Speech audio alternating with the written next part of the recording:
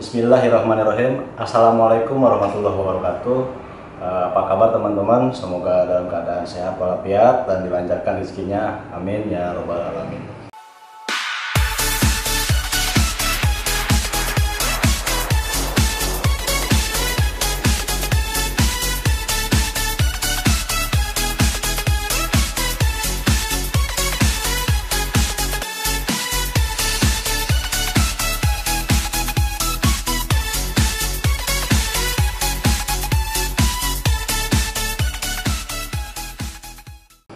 Dan kembali lagi bersama saya di channel Ugayana 135.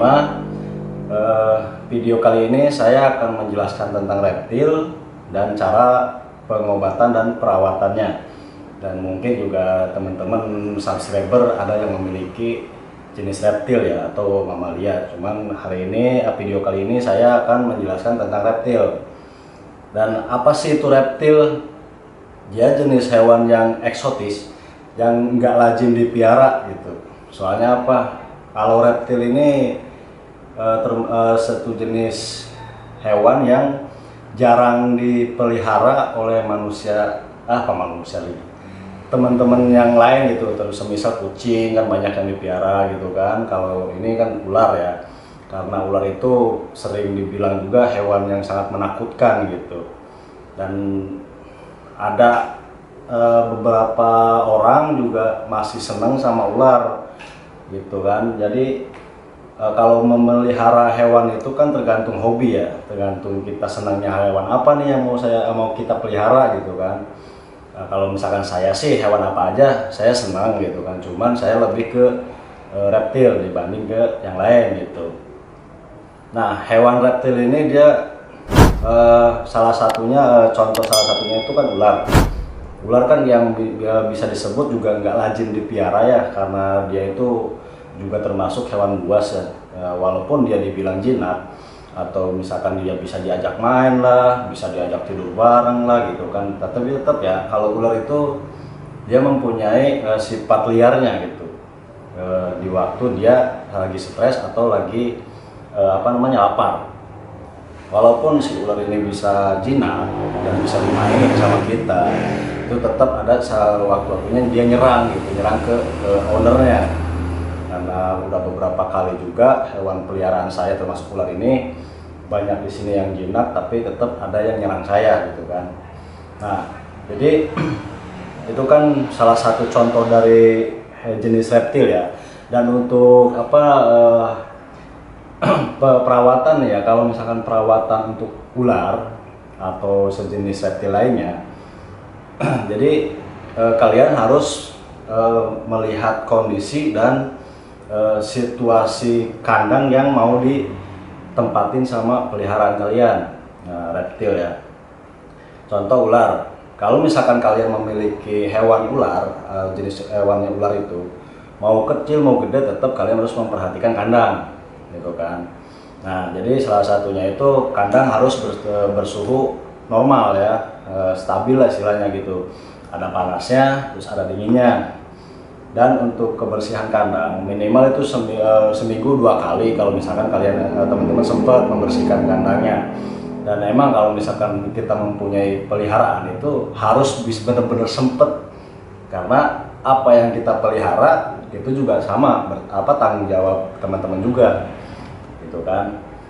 Nah, untuk perawatannya sendiri, kalau ular itu sebenarnya terhitung mudah ya, untuk perawatan ular ya. Soalnya dari jenis kandang aja kita udah bisa menilai dari luar, melihat dari luar apakah si kandang itu kotor apa enggak gitu kan. Nah, kalau untuk membersihkan kandangnya juga kita harus benar-benar bersih ya, jangan sampai ada istilahnya jamur gitu. Ada jamur lah, ada kalau misalkan kata orang Sunda mah bulukan gitu, bekas bekas pupnya kan. Kalau misalkan dia kencing atau kan bisa mengakibatkan bau dan menimbulkan bakteri. Dan jangan salah teman-teman ya, dari jenis reptil itu bisa menularkan penyakit ke ownernya. Salah satunya itu kayak bakteri yang disebut salmonella, bakteri salmonella itu bisa menularkan ke ownernya. Nah, maka dari itu kalian harus memperhatikan kandangnya, usahakan harus bersih. Dan untuk perawatan misalkan mandi atau penjemuran, kalian bisa menjemur atau memandikan ular kalian atau jenis reptil kalian itu minimal 2 minggu atau seminggu 2 kali lah kalian mandikan atau jemurkan ya. Soalnya apa? Kalau misalkan kita jarang ngejemur atau misalkan kita jarang mandikan si peliharaan kita, otomatis si peliharaan kita ini akan mengakibatkan sakit ya. Entah itu flu, entah itu sariawan, entah itu dia mungkin stres juga gitu kan. Nah, jadi gitu teman-teman. Jadi saran saya itu ya istilahnya kalau misalkan emang teman-teman udah memelihara, jadi tolong dijaga juga kebersihan kandangnya dan harus rutin ya teman-teman ya. Kalau untuk mandi sih, kalau misalkan teman-teman ada, memang sih kalau sifat manusia itu ada malesnya ya. Kalian simpan aja bak kecil yang seukuran nggak jauh beda dari ukuran reptil kalian, biar si ular itu mandi atau ngerendam di bak air itu, sekaligus buat minumnya gitu kan.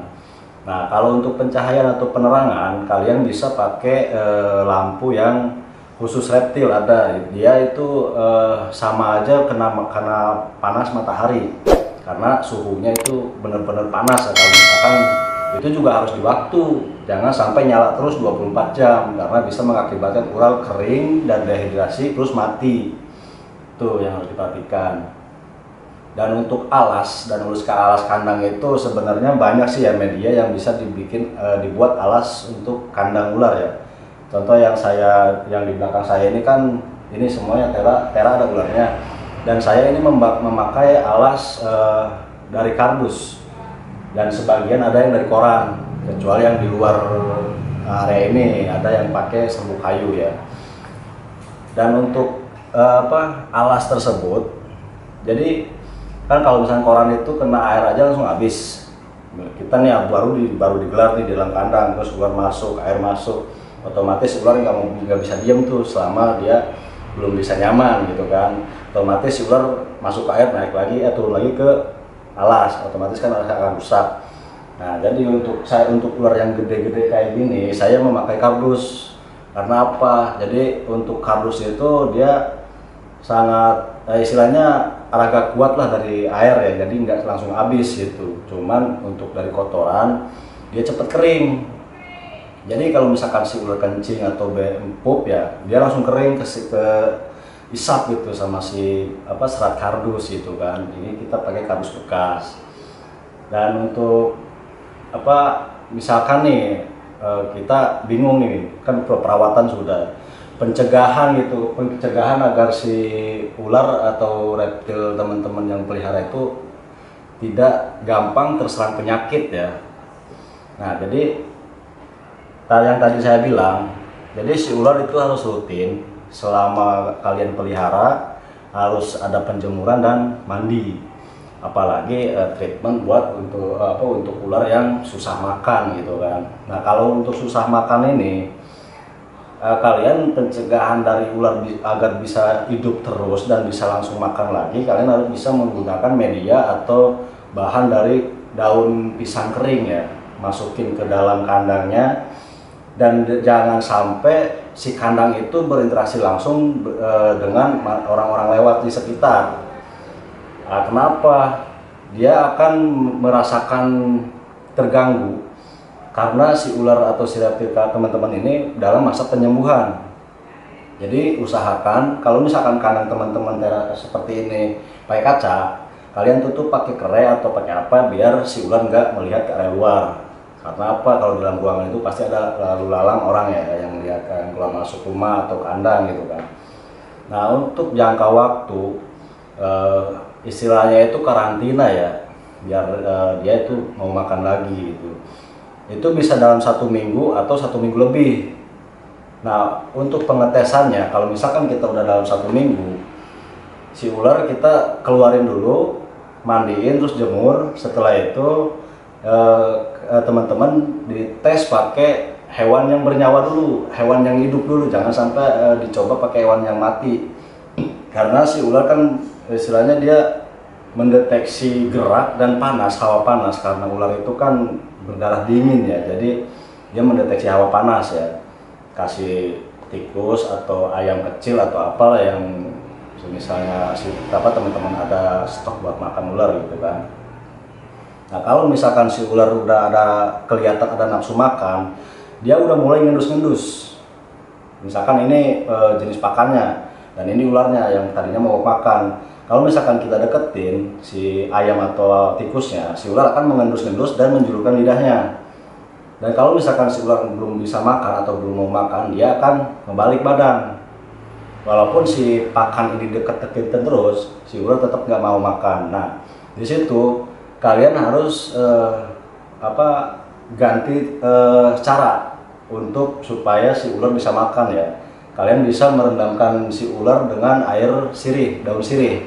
Tapi jangan lama-lama untuk perendaman. Teman-teman bisa memakai durasi 15 atau 20 menit dalam perendaman. Karena kalau misalkan lama-lama kasihan juga sama si ular gitu kan.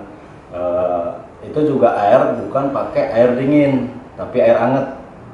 Dan diusahakan kalau setiap perendaman air sirih itu minimal dari kepala itu udah terendam air, dan usahakan terlihat si ular minum air daun sirihnya, itu air daun sirihnya ya. Otomatis hidungnya juga harus dimasukkan air. Nah setelah itu kalian si ular itu masukin lagi ke kandang yang tanpa ada media daun pisangnya, seperti kandang biasa seperti ini gitu kan. Masukin setelah 2 hari baru kalian masukin. Dan mudah-mudahan juga, tapi yang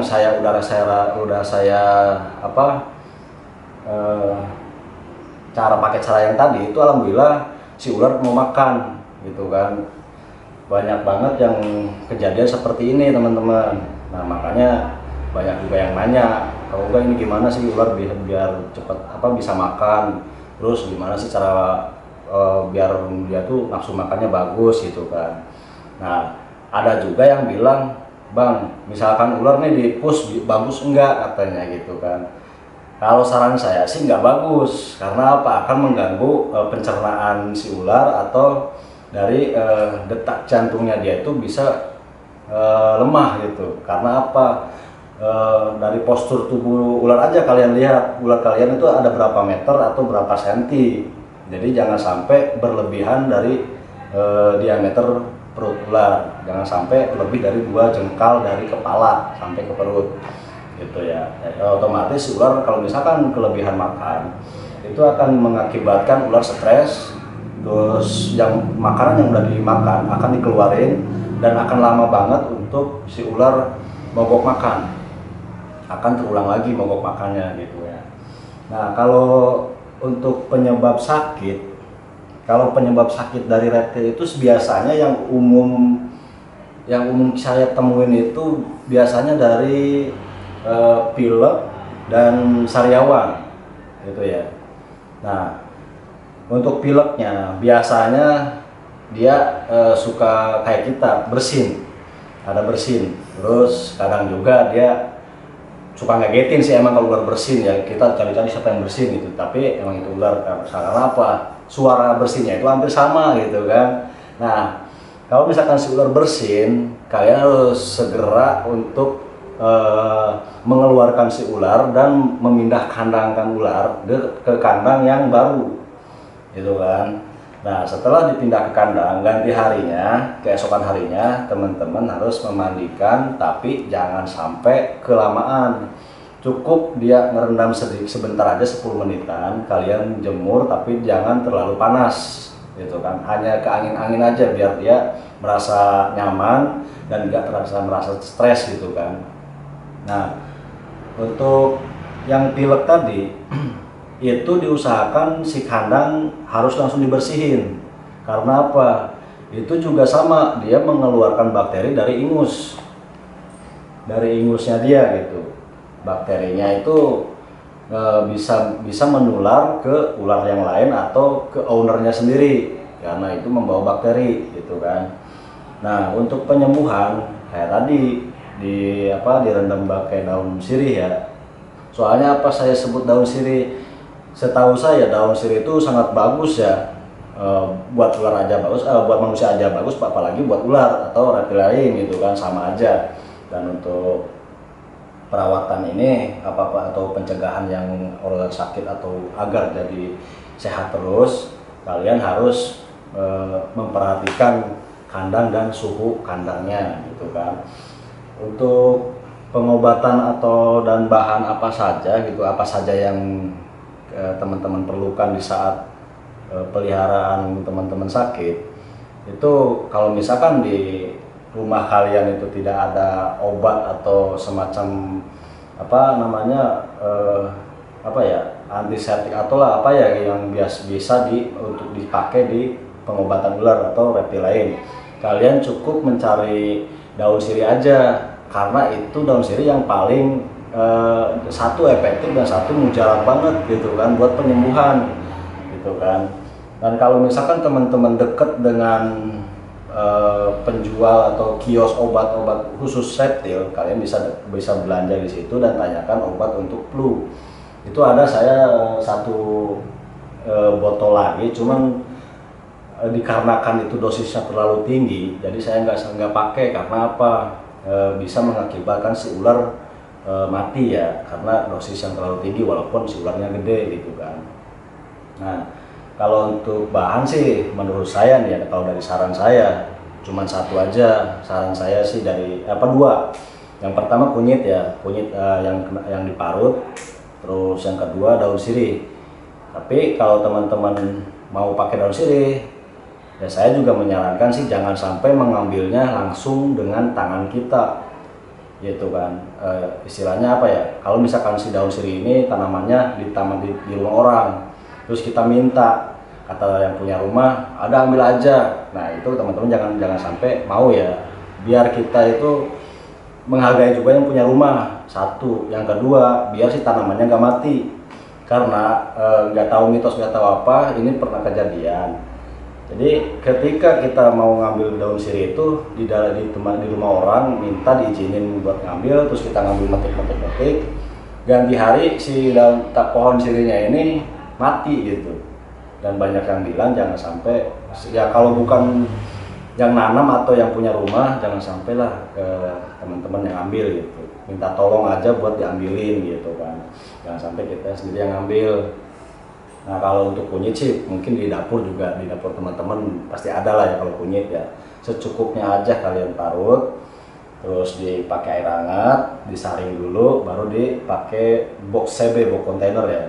Nanti direndamkan ularnya, tapi airnya jangan terlalu banyak, cukup 1 jengkal atau 2 jengkal aja, 1,5 jengkal lah minimal segini airnya ya, biar si ular itu bisa ngerendam kepala. Soalnya apa? Yang paling utama untuk penyembuhan flu itu sama adanya di kepala atau di hidung ya, termasuk juga pada saat ular flu sariawan. Nah ini juga sering kejadian tentang ular ini atau reptil lain juga sariawan katanya kan. Pengobatannya hampir sama dengan ular yang flu. Karena apa? Kalau lagi sariawan itu dia otomatis akan mogok makan dan tidak agresif seperti biasanya, akan lemas gitu kan, dan juga bisa mengakibatkan kematian. Dan kalau sariawan, saya sarankan teman-teman memindahkan si ular ke box CB ya, box kontainer, jangan sampai di terarium atau di kandang kotak kayak begini, dipindahkan ke box CB seperti yang atas itu ya. Itu juga sama, saya ada ular yang sariawan, cuman saya pindahkan ke box CB, dan setiap seminggu itu dalam seminggu 1 kali itu saya rendam pakai daun sirih. Alhamdulillah dia sariawan udah membaik. Jadi mudah-mudahan dia langsung bisa makan lagi. Karena kalau lagi sariawan itu yang fatalnya si ular bisa mati. Itu kalau misalkan si ular nggak mati juga, giginya akan rontok. Semuanya gigi akan rontok karena kedorong dari gusi. Jadi dia rontok, dan habis rontok ada kemungkinan hidup, ada kemungkinan mati. Jadi kebanyakan dari reptiler, kalau ularnya udah mulai sariawan atau flu, itu mulai kepusingan. Walaupun emang si ownernya ini tahu pengobatannya gimana, perawatan ininya gimana, tapi tetap jika peliharaannya kena sariawan atau flu, bakal merasakan pusing. Aduh ini gimana sih sariawan lagi, aduh ini gimana sih. Jadi usahakan gitu ya, kalau misalkan udah ada tanda-tanda sariawan, itu biasanya di kaca udah mulai ada putih, bekas lendirnya, bekas sodokan dia, gitu kan. Dan sariawan itu diakibatkan biasanya satu karena stres, dua karena dia nggak nyaman, tiga dia merasa terganggu di tempat yang dia diamin gitu, di kandang dia gitu. Nah diusahakan kalau misalkan udah terlihat gejala seperti itu, kalian langsung pindahin aja ke tempat yang ke kandang box CB atau box yang lebih aman daripada kaca. Soalnya kalau misalkan kaca itu dia lebih sering mendorong kaca terus. Otomatis ketika ada orang lewat kah atau siapa yang lewat itu ya, dia melihat keluar dan pasti ingin keluar dia juga sama, dorong terus kaca, otomatis si gigi rusak dan bibir kena tusuk giginya dia, ya ujung-ujungnya rabing. Dan kalau misalkan teman-teman mempunyai pengalaman yang seperti itu, yang seperti tadi saya sebutkan, ya saran saya cuma itu ya, jangan sampai dibiarkan kalau misalkan si peliharaan kalian rabing atau flu, karena bisa menular ke ownernya gitu. Dan jangan sampai salah paham atau salah pengertian tentang perawatan dan cara pencegahan. Jadi sebelum kalian memelihara, sebisa mungkin kalian harus mencari informasi tentang perawatan dan pencegahan untuk memelihara ular kah, iguana kah, terus salpa atau biawak yang biasa disebut biawak gitu kan, sama. Dan kalau misalkan udah mulai sakit seperti itu, sariawan atau flu, itu memang sangat ke kitanya aja, ke ownernya sangat mengganggu. Bukan mengganggu karena kita risih, tapi karena kita kaget juga gitu kan. Jadi diusahakan kandang harus selalu bersih, terus harus diperhatikan terus ya. Kalau misalkan kalian sempat atau banyak di rumah gitu kan, apalagi sekarang ya, jangan sampai ada yang keluar katanya gitu ya. Sekarang sih mudah-mudahan kalian bisa untuk memperhatikan lebih dari sebelumnya lah. Yang sebelumnya kita cuek-cuek, ya sekarang teman-teman harus bisa memperhatikannya di saat si ular mulai merasa bosan di kandang. Dan karena merasa kebosanan di kandang itu, si ular bisa mengakibatkan sakit gitu, karena dia melilit terus. Yang kedua, dia ngelihat banyak orang lewat gitu kan, otomatis si ular nyodok kandang gitu. Dan kalau misalkan teman-teman nggak menginginkan hal seperti itu, kalian bisa mempunyai atau mengandalkan ularnya di tempat kaca seperti ini. Kalian harus sering-sering mengontrolnya. Dan kalau misalkan kalian malas atau apa, ya intinya kalian harus menyiapkan media buat dia ngumpet. Itu semacam kotak apalah gitu yang ada di rumah teman-teman gitu kan, simpan di dalam tera atau di dalam kandang biar si ular masuk dan tidak terganggu oleh orang-orang yang lewat, yang lalu lalang gitu. Nah di sini saya nggak ada yang pakai media tersebut karena si ular udah merasa nyaman dan tidak ada yang nyodok kandang. Dan dari saya untuk istilahnya pesan dari saya untuk reptiler yang sekarang lagi nonton video saya cuma pesan atau memberikan saran sih ya. Satu, perhatikan juga peliharaan teman-teman yang mau yang baru mau yang lama, tetap harus sama andilnya diperhatikan. Jangan sampai yang lama dicuekin, yang baru diperhatikan gitu kan. Harus semuanya adil diperhatikan, jangan sampai ada yang ini udah kotor, ini yang baru udah kotor, udah masih bersih tapi dibersihin lagi. Jangan sampai kayak gitu ya. Jadi kalau mau bersihin semua, kalau enggak ya enggak semua. Lebih baik jangan memelihara. Itu buat teman-teman reptiler juga, mungkin ada yang lebih paham dari saya, dan mungkin saya juga bukan menggurui atau cuman kita itu biar kita sama-sama belajar untuk memperhatikan, karena si ular ini atau reptil kita kan juga makhluk hidup ya, jadi harus saling memperhatikan gitu, harus menjaganya, otomatis kesehatannya juga akan lebih baik gitu kan, akan bisa tumbuh besar, dan misalkan emang ada project-project yang atau breeder lah gitu ya, si ular juga bisa sehat dan berbuah hasil gitu.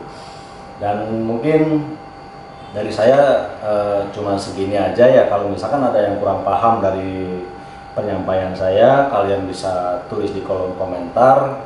Dan kalau misalkan ada juga yang ingin bertanya tentang ini, tentang reptil atau tentang mamalia atau apalah yang sejenisnya yang bisa dipelihara teman-teman, kalian boleh ditulis di kolom komentar, nanti insya Allah saya jawab dan akan saya buatkan videonya seperti ini lagi untuk penjelasannya.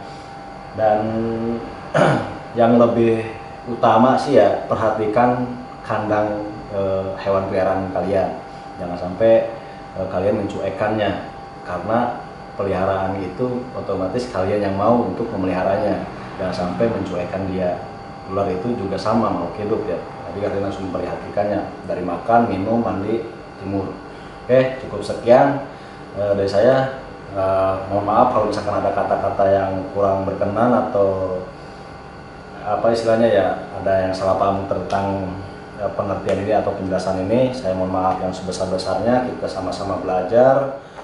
Nah teman-teman, jangan lupa ya, mohon dukungannya untuk channel saya Ugayara 135 agar bisa berkembang dengan baik dan bisa memberikan contoh kepada teman-teman tentang reptil, dan bisa mengedukasi lebih banyak lagi yang saya dapatkan atau yang saya tak ketahui tentang reptil. Dan kalau misalkan teman-teman ada saran atau kritik atau sarannya, silahkan ditulis di komentar.